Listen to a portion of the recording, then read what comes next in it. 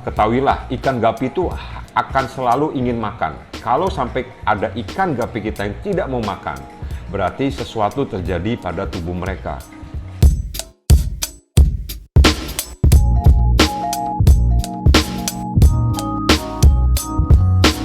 Oke, selamat sore teman-teman semua.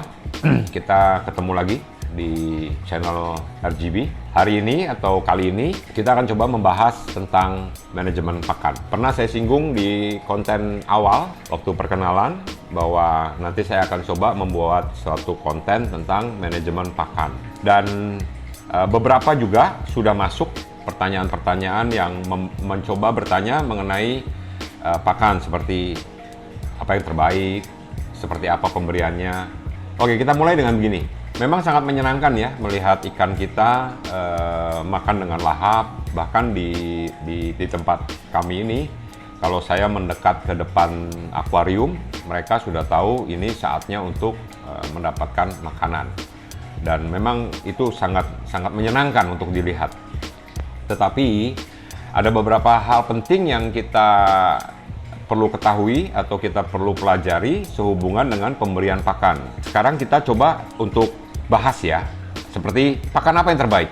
Ikan gapi akan selalu kelihatan lapar, tidak peduli kapanpun.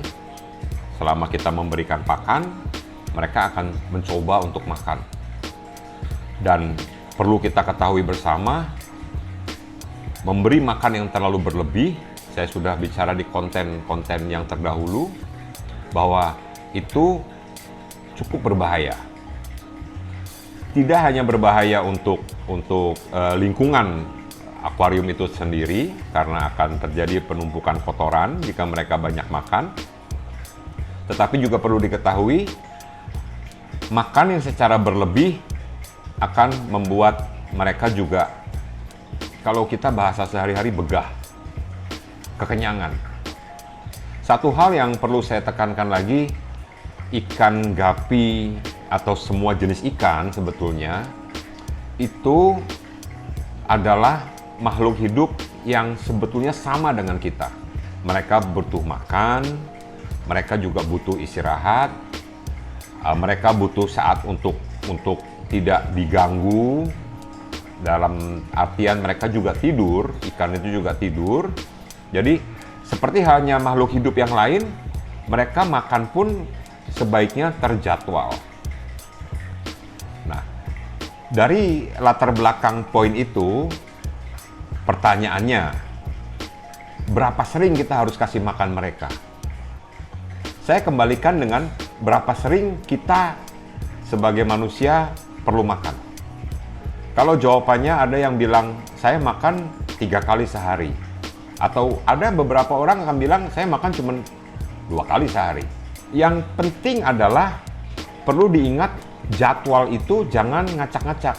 Kalau memang teman-teman hanya bisa memberi makan 1 kali di pagi hari dan 1 kali di malam hari, ya seperti itulah jadwal kita memberi makan ikan-ikan kita. Tetapi bagi teman-teman yang punya waktu lebih, bisa memberi makan 3 kali, atau mungkin 4 kali, atau 5 kali. Tidak ada yang salah dengan itu semua. Selama kalau yang mempunyai frekuensi memberi makan bisa lebih sering, jangan memberi makan yang berlebih porsinya. Sedikit tapi sering. Berapa banyak kadar sedikit itu dan berapa banyak kadar banyak itu? Seperti ini. Jika kita memberi makan ikan kita dan habis dalam waktu kurang dari 1 menit, maka itu pas. Sesederhana itu.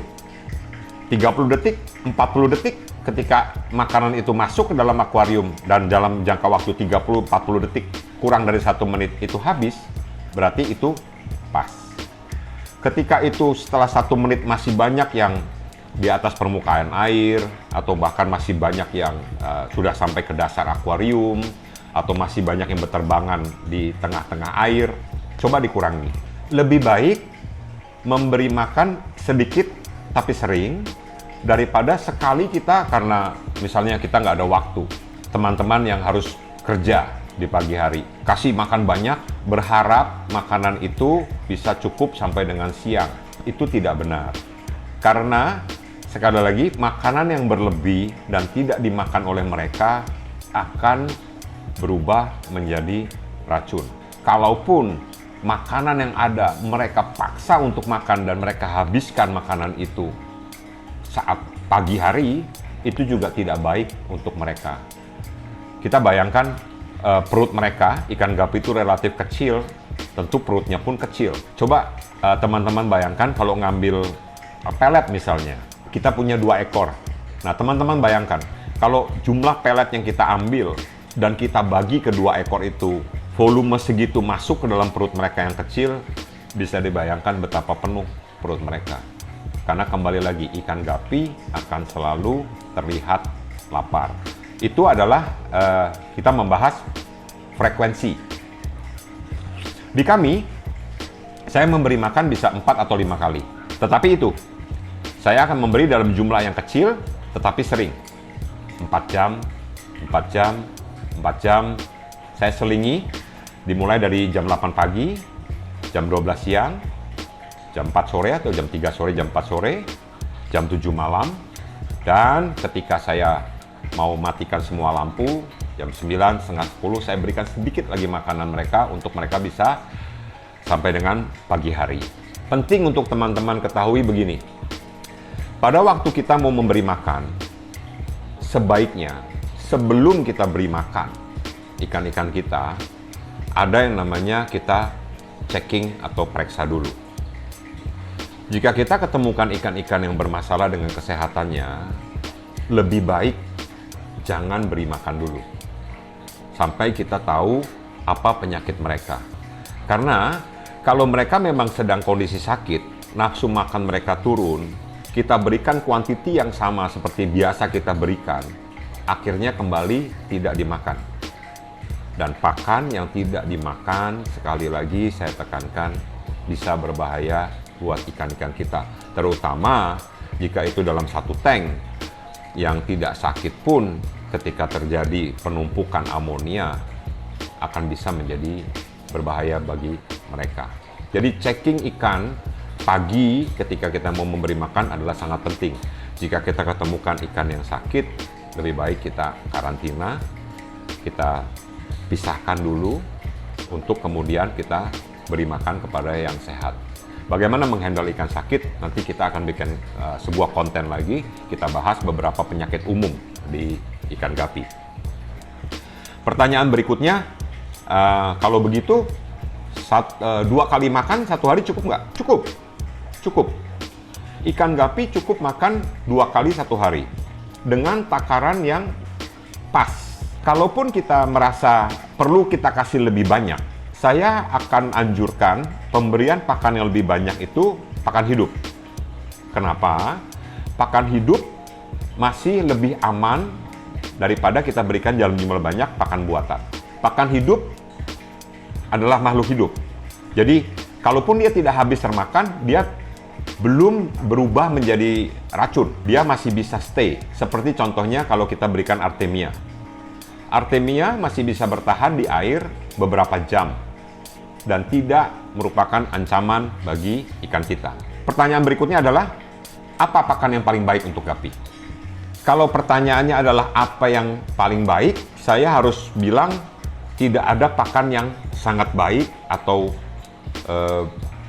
pakan yang jelek yang bisa dikonsumsi oleh ikan kita, tidak ada. Begini, sama seperti kita manusia, ada yang namanya makanan pokok. Kemudian di samping makanan pokok kita yaitu nasi, kita perlu lauk pauk. 4 sehat, 5 sempurna. Sama seperti ikan-ikan kita. Mereka butuh protein, mereka butuh karbohidrat, mereka butuh semua unsur yang bisa membuat mereka bertumbuh kembang dengan baik. Variasi pemberian pakan itulah kunci memberi makan yang baik kepada ikan kita. Saya ambil contoh seperti ini. Pakan hidup. Yang paling umum, paling populer adalah Artemia. Kenapa Artemia itu baik? Karena satu, dia pakan hidup. Kedua, kita olah sendiri. Kita kultur sendiri. Jadi secara kebersihan, secara kualitas, kita bisa jaga. Karena itu dibuat oleh kita sendiri. Beberapa pakan hidup yang lain, pertanyaannya adalah, Om boleh nggak ikan saya kasih cacing sutra, ikan saya kasih dapnia, ikan saya kasih jentik nyamuk. Saya nggak bisa bilang itu tidak boleh. Di kami, sekali lagi tidak setiap hari dan tidak setiap saat saya berikan makanan-makanan tersebut. Bukan karena makanan tersebut tidak baik, tetapi sumber makanan itu dari mana, itu yang paling penting. Kalau sumber itu adalah terpercaya, dalam artian misalnya kita angkat adalah cacing sutra, dan itu hasil ternakan seseorang yang memang tinggalnya tidak jauh dari lokasi teman-teman, dan teman-teman tahu dengan pasti bahwa itu benar-benar bersih, hasil ternakan sendiri, itu tidak menjadi masalah. Tetapi ketika teman-teman dapatkan cacing sutra dari penjual yang tidak tahu dari mana sumbernya, itu bisa saja diambil dari sumber yang kotor. Tentu kita perlu proses lagi, kita perlu obati lagi, kita perlu cuci lagi, supaya mereka steril dari penyakit. Karena sangat amat berbahaya kita memberikan pakan yang tidak steril kepada ikan-ikan kita. Penyakit-penyakit yang dibawa oleh pakan hidup tersebut tentu akan masuk ke dalam tubuh ikan kita. Dan itulah yang sering terjadi. Kenapa pagi ikan saya masih nggak kenapa-napa, habis saya kasih makan kok siang kelihatan sakit, atau siang dikasih makan kok sore kelihatan sakit, atau malam kita kasih makan pakan hidup yang kita tidak tahu sumbernya, besok pagi kita bangun ikan kita sudah mati. Jadi tidak ada pakan hidup yang tidak baik selama bisa dikontrol kebersihan dan steril. Untuk itu Artemia bagi saya adalah pakan hidup yang terbaik karena kita kultur sendiri. Kalau kita sebut kehidupan sehari-hari itu masakan rumah sendiri. Masakan rumah sendiri kita bisa jaga kebersihannya. Sama seperti hasil kultur Artemia kita. Bagaimana dengan pakan buatan? Terlepas dari merek apapun yang teman-teman akan pergunakan, pakan buatan itu bisa berbentuk pelet, bisa berbentuk spirulina tablet, dan beberapa jenis pakan yang lain. Apakah itu baik? Tentu itu baik. Kalau itu tidak baik, produsen tidak akan memproduksi jenis pakan tersebut. Nah, bagaimana kita tahu ini cocok atau tidak cocok buat ikan kita? Sangat mudah. Ketika kita hendak membeli sebuah produk, perhatikan komposisi yang ditawarkan oleh produk tersebut. Apakah unsur-unsur yang di dalam produk tersebut cocok untuk kebutuhan ikan kita? Apakah kandungan-kandungan yang ada itu cocok untuk ikan kita? Itu adalah hal yang paling penting. Semakin banyak unsur yang baik yang terkandung, tidak ada salahnya kita coba ke ikan kita. Tapi sekali lagi, pakan buatan dengan kadar yang tepat itu baik. Tetapi diberikan dengan kadar yang tidak tepat akan berbahaya. So, pemberian pakan, bikinlah sebuah jadwal memberikan pakan dan cobalah selang-seling. Sama seperti kita manusia. Kalau kita setiap hari hanya makan nasi dengan kecap, nasi dengan telur, terus begitu terus, tentu kita akan sampai di sebuah titik jenuh. Kita perlu unsur-unsur lain pakan yang berguna bagi tubuh kita, yang penuh dengan vitamin. Ada satu pertanyaan yang baik sekali masuk ke saya tentang bagaimana kalau saya mau pergi berlibur sehingga ikan gapi saya tidak bisa saya beri makan. Sejauh ini yang saya pernah coba di farm ini, ikan gapi dewasa bisa tidak makan sampai dengan 1 minggu, bahkan 10 hari. Tentu ada konsekuensinya. Ikan itu akan menjadi kurus karena dia tidak makan 7 sampai 10 hari. Tetapi itu membuktikan bahwa dia bisa bertahan hidup. Nah, yang lebih berbahaya adalah buraya atau anakan ikan gapi. Apakah mereka bisa bertahan hidup? Ya, mereka bisa bertahan hidup juga tanpa makan. Tetapi tentu lebih rentan karena daya tahan tubuh mereka pun seukuran mereka, seusia mereka, tentu akan lebih mudah merasa lapar. Sama seperti ketika kita punya anak-anak yang sedang dalam masa pertumbuhan. Mereka akan makan lebih sering, walaupun dengan kuantiti yang lebih sedikit dibanding kita orang dewasa. Nah, menjadi agak sensitif ketika burayak harus ditinggal pergi selama 1 minggu atau bahkan lebih dari 1 minggu.